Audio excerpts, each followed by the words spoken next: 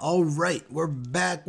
We are back again. Don't mind the hood. It's a little bit chilly in the room, but we're back here with some more One Piece. Last time we watched episodes 411, 412, and 413, and we actually got quite a big development indeed, but we're going to be getting into that in a little bit, I should say.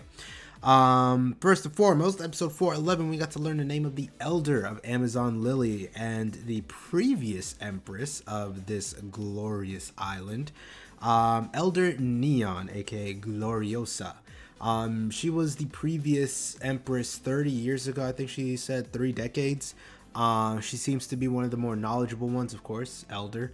But she does seem to have quite a pip in her step. she got quite a kick in her heels, that's for sure. She ain't just a tiny old woman. She got some moves for sure. We also got to learn about the Gorgon sisters' curse and the whole entire, I guess, preparation that's made in order to make sure nobody stares at the back of Hancock, or her sisters, I believe, also have the curse. So like they got this whole entire setup just for Hancock to take a bath. They have to like prepare the whole palace, all that stuff. It just goes crazy, and they want to make sure nobody gets this curse. Beyond that, I believe Luffy on episode 411, he fell through the roof of the palace right into Hancock's bathtub, and he said, "Damn, girl, you got some back." You got some back on you. No, he stared at her back, and initially I thought when she used her ability on him, which is reminiscent of the slow beam, which is clear because of Luffy's reaction to it. He thought he was going to turn slow, but he didn't. It is very similar. It's the only difference is the shape.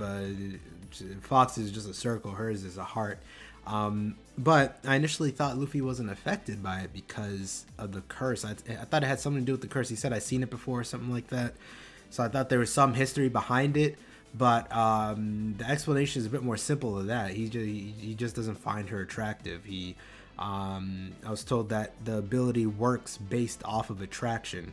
So if you're lusting for Hancock, then her ability will turn you to stone, which is why it worked on the Marine ship, as well as the chicks here, Margaret, Sweet Pea, and Ephalandra, because they all lust for her. They find her beautiful or something like that, something along those lines. So the ability was able to work on them. But Luffy, on the other hand, which is why I remember they said, after seeing your naked body, it's still your ability still doesn't work on him. Now it makes sense to me. Like they were surprised that not only does her beauty itself not affect Luffy, but him seeing her naked, the most ultimate experience you could ever have in this world, still wasn't enough to turn this man to stone after seeing her, because there's something about Luffy and I guess his sexual nature. It's never been explored. It's not really something that's been delved into seriously as of yet. It maybe has something to do with his, like a childlike mentality that he has, or something like that. Or he just loves food. That's all it is. He just loves food more than anything else. He's calorie sexual, if you will. So the man is not. He's not about Hancock's ass or titties or anything like that. He don't care. But Luffy did say she does piss him off. And Luffy isn't worried about the outside. He's worried about what's on the inside. And currently what's on the inside of Hancock is pure ugly. She is ugly on the inside. Anyways, episode 412, we got to start this fight. It was supposed to be an execution, but now it's turned more into a fight. Luffy versus the Gorgon sisters, Sandersonia and Marigold. Sandersonia is the one with the green hair, and Marigold is the other one. We got to see some of their Haki abilities. As of yet, Haki is it's being thrown around so much. I am glad that's being used a lot more than we've previously seen. Just because I was completely and utterly confused by it. And the number one reason for that was how it was rarely used. The usage of it was scarce throughout the series. We've seen it like a few times, and those first few times it wasn't even mentioned what it was. It was just I just thought it's because they're badass. Like Shanks and Luffy, I just thought they were complete monsters, and they were able to do this thing where like the screen just vibrates and the sound came up. I'm running out of time here to talk, but basically their haki, it's used in different ways. Hopefully they'll get more, I'm sure they'll get more into it. But Luffy does actually have an ability known as Haoshoku haki. I thought it was just King's haki or King's disposition. That is the direct translation, but seems to be more commonly known as Conqueror's haki. So Luffy has this special premium version of haki. He's paying $5.99 a month for this haki right here. It's that premium shit. But no, he has this Conqueror's haki, which is very rare to have. 1 in a million people have it. Luffy as well as Hancock have this ability, and I'm assuming Rayleigh and Shanks have it as well, because the usage of it was similar, where they sort of just let out this energy or something like that, and it was able to knock out multiple people in the stands. My question is, one, it doesn't knock out everyone. It only knocks out some people, so I'm not sure what the criteria is, or if it's just like it's not strong enough in Luffy just yet. I'm assuming since he's not able to control it, since he has no real idea that he's even using it, he's not able to control it. Someone like Rayleigh, we saw clearly he was able to control and manipulate who exactly he was knocking out, especially in the what's it called, the slave trade, the auction house. When he was knocking out everyone, he was studying the situation, seeing who was, I guess, sort of on his side and who wasn't, and then he was able to knock out the specific enemies who he had targets. He was basically able to lock on. So there is definitely more to this Conqueror's haki. I really would like to see Luffy use it more. Maybe actually Hancock might train him, because she has it. We haven't really seen her usage in it, but she is a warlord, so she has to have some type of prowess. We haven't seen much of her yet.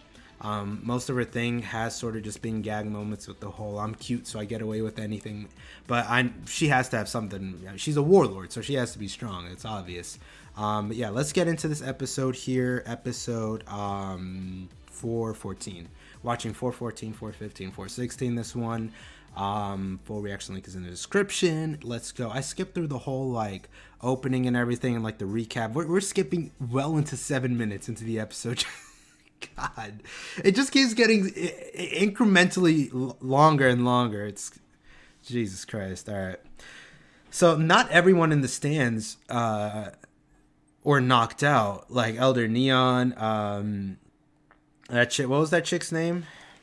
I know I wrote it down. Belladonna, that's her name. Yeah, you do. Are you crazy? You see what you just did? So, obviously, I'm gonna enjoy this because I love me a good bit of backstory. You know me. I'm not the biggest hater of flashbacks, unless they're overused grossly. Naruto, but you know what? This I want to see. We don't really get too much depth on the history of warlords, so I'm ready for this. If we can get a more, I don't want to say, I guess I could say relatable, maybe a relatable warlord, someone we can understand more on an emotional level, because everyone's just been sort of hype badassery or just straight terrifying or insanity. I should make a video just on my overall thoughts of all the warlords we've seen so far, because we've seen 7, including Crocodile. He's not technically a warlord, so we've seen 6 of the warlords, and there's just one off, who's Jinbei. But I do want to make maybe if we ever do meet Jinbei, then I'll probably make a video on what I think of all the warlords, at least design wise. But we'll see what happens. Let's get into this episode here. 415, this Gorgon Sisters history. I mean, even if I didn't see the title, I would have guessed it, because you just happened here. We got to get some. There's no way they're just gonna leave us hanging. They've been dropping way too much info to not give us any like background. Jesus. Luffy, you need a plan, man.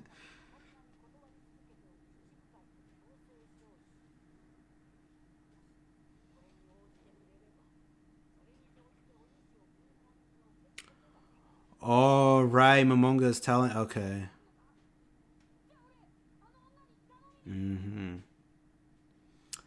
So he's going to try to get her to agree to go with Momonga so they can use the Navy ship and take the special current so that they can get to Impel Down as quickly as possible. All right.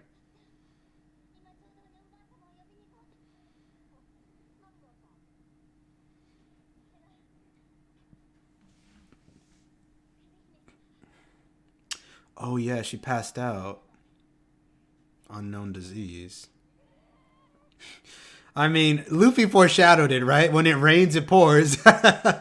You get this shitstorm thrown on you, Ace getting executed soon, and now your only chance of getting there is falling ill to some unknown disease. Oh, come on now.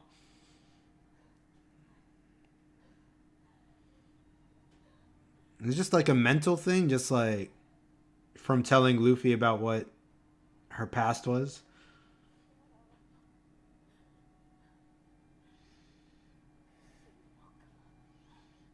Okay, don't do that. You're not dying.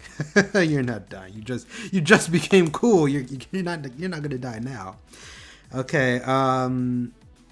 So Ace getting executed in a week. We're on crunch time right now. The ultimatum's thrown. Do you want to go meet up with your crew? Obviously. The Ace situation is a bit more imminent, so scooping up Ace from Impel Down carries more importance. We need a plan, though, because, I mean, you don't want to just run into a prison all willy-nilly without a fucking plan. Try to save this fool. So we finally get to see what this prison looks like. They did show some pictures that I wanted to look at. I'm pretty sure they showed Aokiji, Kizaru, and they showed. I'm pretty sure that's a Kainu in the back because that was the only admiral we haven't seen yet. Where was that pic? They just dropped him real quick. Okay, yeah. See Aokiji, these are some tough designs or drawings of them. And then, so I'm assuming this is a Kainu in the back. Of course, they're gonna keep him all obscure. I want to see what this man looks like. And then they showed the warlords. Did they show every single one? Let's see. Okay. So, who is that? Is that Jinbei? Hold up, wait.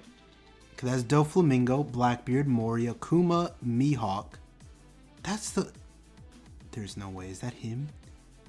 He looks like a fucking demon. What? There's no way. So wait, these are the admirals. These are the warlords. Oh shit, yo! Look at this one. You can't really see him too well. So is he a fisherman? Or are those webbed hands? Oh, I need to see him full on now, bro. Look at this dude. He's big bodied. Okay, I see you. Yo, that's tight. This is a tight pose right here, bro. This is a fucking screensaver. This is a whole poster. Who are they missing in this group? It's Hancock and who? Alright, wait, we got 1, 2, 3. No, yeah, it's just Hancock. This is 6 of them. So Hancock should be in this too. Bro, the fucking warlord stacked up. Duh, this is... I love it. Look at my boy Doflamingo just in the court. He gives me this like Joker type of insanity energy to him. You know what I mean? Like he just feels like a crazy dude. Just like look at the tongue sticking out. Just like the fucking. It's so dope. Get him out of here. I can get him out of here. Kuma out here just looking stoic as usual. Look at this man. Look at this sexy beast right here. When was the last time we saw him? When was the last time? I think it was like one short little shot of him reacting to Luffy and Zoro's bounty. I think it was a post Alabasta. It was somewhere around there. I think that's the last time we saw him. This man Blackbeard. You know, the first time we saw Blackbeard, I liked him. I liked his enthusiasm, his energy. And then he fought Ace and he brought him to the government. So is that a reason to hate him? I mean, we'll have to see. We'll have to see what his... We don't know his reasoning. We're just going off of hearsay and his objective actions, but we don't really know why he did it. So we'll have to see about that. Other than that, this is a fucking tight shot. So now I've seen all the warlords here. Because, well, not seen. This is kind of a obscure image. There's a lot of shadow in it, but I mean, I see the webbed hand, so he's a fish man for sure. He's a fish homie. That is so. That's honestly fitting with the whole thing. Like, we're trying to get to Fishman Island. We keep getting cock blocked, bro. Can't get into Fishman Island. All this bullshit. We got this man right here. Oh shit.